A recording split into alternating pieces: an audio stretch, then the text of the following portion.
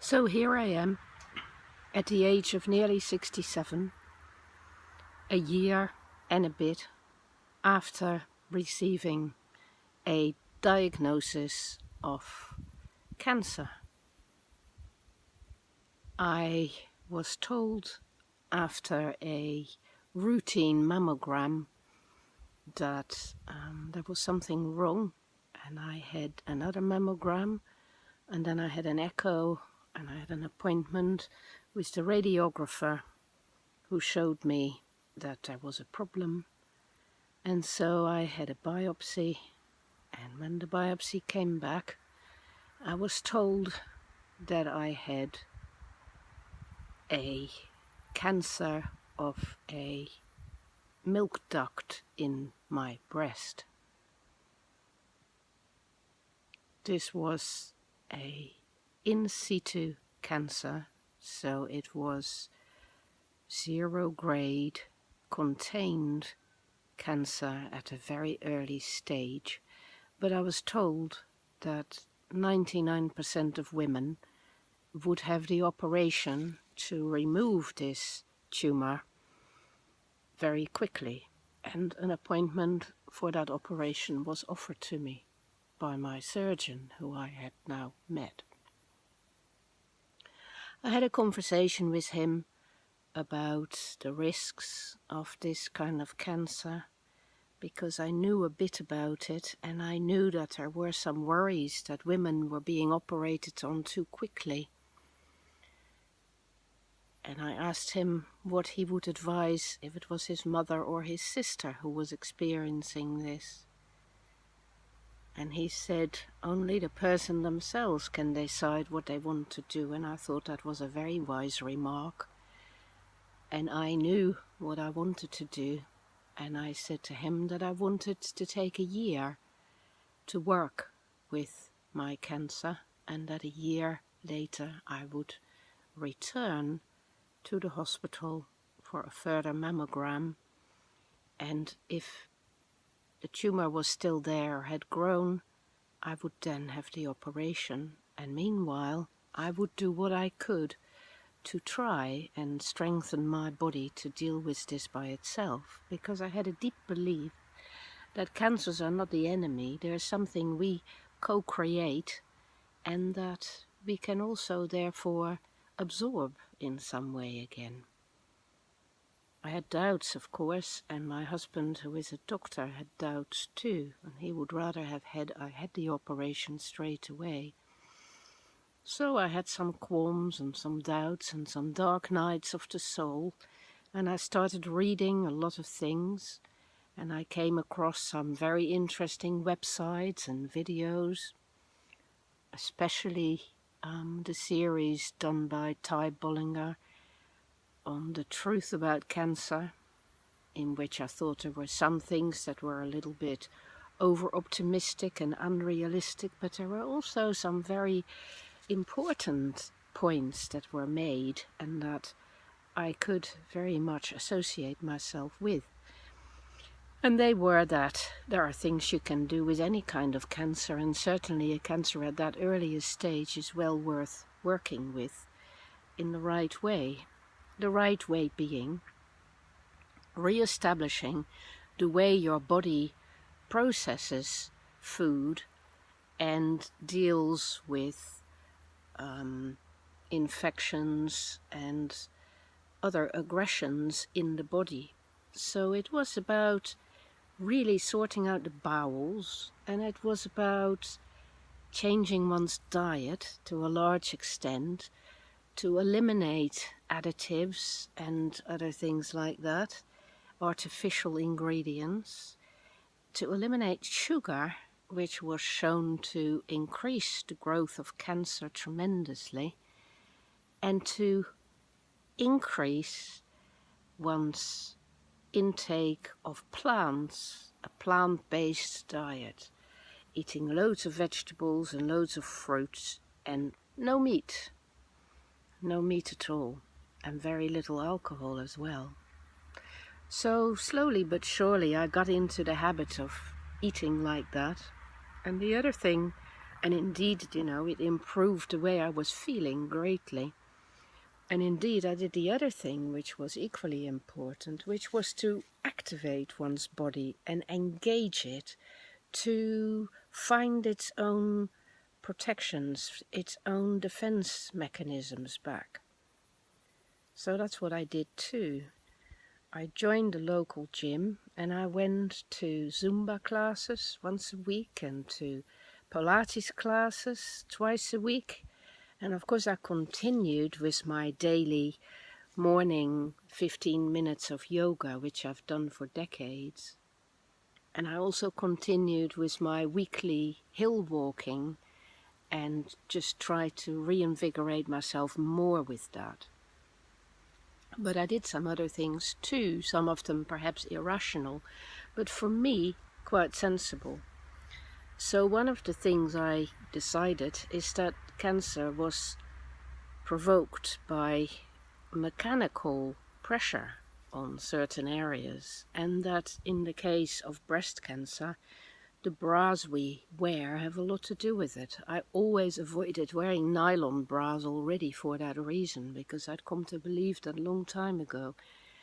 But what I hadn't realized is that I was still wearing underwired bras, and the tumor was exactly in the spot where the bra would sometimes ride up and the underwire would pressurize my breast. So I discarded bras altogether for 6 months and then started wearing softer, non-underwired bras that felt very natural. And I did feel an immediate sense of relief in my body from all these measures, and to commit to that and dedicate myself to that new way of life made a difference. My husband helped with it greatly, and he cooked in a vegetarian and often vegan way, and he supported me and joined in despite his initial misgivings, and I really appreciated that caring, loving support. That was very important too. And the other thing I did was to eliminate some relationships from my life that had become very soured. That amounted really just to 2 relationships and eventually 3 relationships.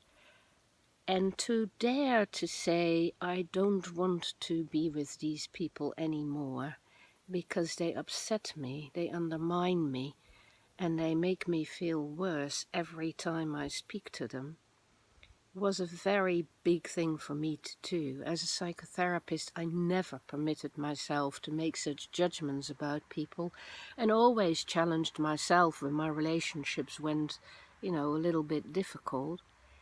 But it made a huge difference.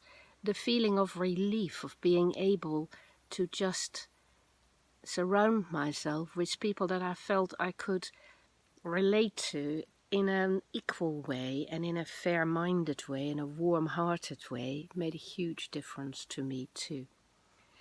I also try to take it more easy at my work and pass some of my responsibilities on to other people, and that worked out very well too. It was good for those people and it was good for me too. So I learned a lot of extra lessons in the process. I did some other mechanical things, like using essential oils and also exposing my breasts to sunlight directly. And that, I think, was very important too. The oil that I found most effective, that made me feel like I was actually healing myself when I put it on the spot, was frankincense oil, and I still use that today. When I say I still use it, it's because when the time came a year later to go back to my surgeon and indeed back to have another mammogram, I was very nervous and I was quite prepared to have the operation this time. But what we actually discovered is that There was no increase in the tumor whatsoever, and in fact it could not be detected at all. And so I was given the all clear. So that year of really devoting myself and dedicating myself to strengthening my outlook, my way of life, my exercise routine, my intake of food, and drink, by the way, no alcohol other than a couple of glasses of red wine 4 or 5 times a week, but no strong alcohol and no beer at all in that year. I'm glad I kept the red wine because it's quite pleasant and it's good to know that it didn't harm me in any way at all. So I'm not saying any of this to claim that I've cured myself of cancer, because there's probably still something there in the duct and it may come back at any time. And on the contrary, it may also be that most people carry something like that and that we're quite capable of dealing with. The jury is out. I don't know. This is only one experience. It's only my experience. It's what I've done with it.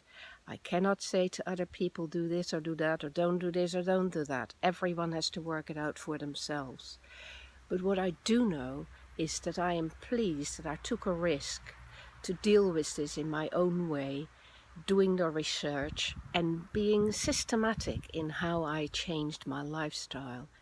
I think it's done me good in more ways than one, and I think it's been a very enlightening experience which has changed me for the better. So I have no regrets whatsoever, not about having had the diagnosis, not about having dealt with it the way I did, and not about the way I feel now, which is fitter probably than I did some years ago and more optimistic about the future. But I'm also realistic, and something's changed in my way of perceiving my mortality. I'm totally aware that tomorrow somebody could give me another diagnosis and it could say you have 2 days left to live or 3 months left to live. I sort of carry that visceral knowledge of my mortality in myself in a way I never did before. And that's not been a bad thing either. It's made me aware of the importance of deciding what I do want to do and what I don't want to do in my life. And that is now what I will be doing, making decisions about how I want to spend the final years of my life, and doing the best I can, not just for my own health and vitality, but the best I can to use my learning, my understanding of the world, my understanding of human experience, and pass it on as much as I can before it's too late. That's really the decision I've taken, and that's what I'm going to do. Oh yeah, and I'm also really going to enjoy the life that is left to me, which is what I'm doing right now at this moment. Thank you for listening to my story. Don't draw too many conclusions. I just wanted to pass on my experience. Make of it what you want.